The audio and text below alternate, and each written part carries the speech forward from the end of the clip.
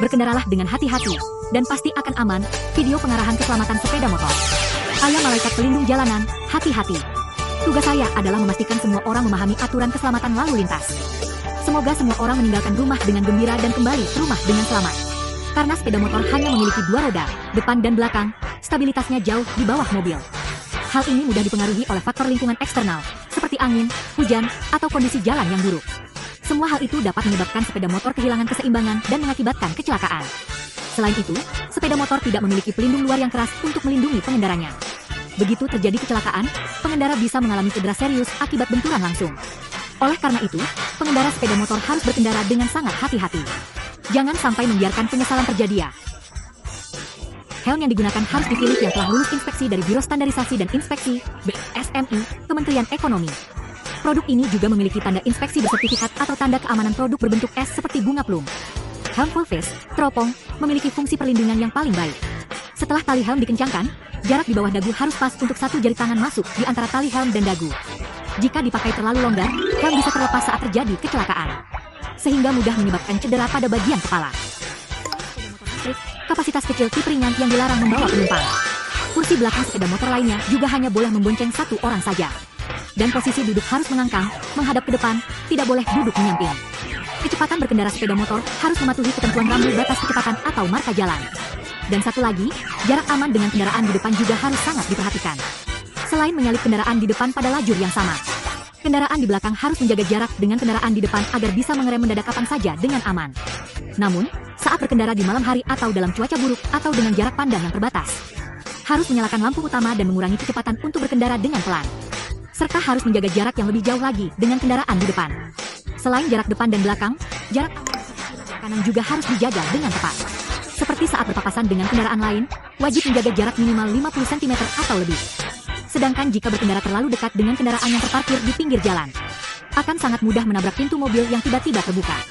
Atau ketika berkendara di dekat kendaraan berukuran besar. Karena kendaraan besar mendorong udara, bagian depan mobil akan menghasilkan gaya tolak. Sedangkan bagian badan dan ekor mobil akan menghasilkan gaya hisap. Oleh karena itu, harus ekstra hati-hati. Tentu saja, sangat dilarang untuk menyalip secara sembarangan atau meliuk-liuk di sela-sela kemacetan. Sekarang saya ingin membagikan sebuah konsep berkendara defensif driving, kepada semuanya. Yaitu pengendara harus selalu mengamati situasi dan informasi lalu lintas di jalan, memprediksi potensi bahaya yang mungkin terjadi, dan mengambil langkah antisipasi serta bersiap-siap untuk mencegahnya terlebih dahulu. Sehingga jika terjadi situasi darurat, pengendara dapat merespons dengan tepat dan menghindari terjadinya kecelakaan. Berikutnya adalah mengenai titik buta, blind spot. Saat berkendara, pengendara harus selalu mengetahui kondisi kendaraan di belakang. Oleh karena itu, kaca spion merupakan perangkat yang sangat diperlukan. Namun, kaca spion juga memiliki titik buta visual. Jadi, pengendara harus menolehkan kepala ke belakang pada waktu yang tepat untuk memeriksa. Barulah dapat sepenuhnya menghilangkan titik buta tersebut. Selama perjalanan, pandangan juga bisa terhalang oleh benda-benda lain sehingga menciptakan titik buta. Oleh karena itu, saat melewati tempat-tempat tersebut, tingkatkan kewaspadaan, kurangi kecepatan, dan periksalah dengan cermat. Selain itu, pengendara motor juga harus memahami dengan baik titik buta dari mobil. Maka dari itu, jangan sekali-kali berkendara masuk ke dalam area titik buta kendaraan lain. Misalnya, berkendara tepat di belakang truk besar, atau berkendara sejajar di samping mobil, DLL. Semua ini adalah konsep dasar demi melindungi keselamatan diri sendiri ya.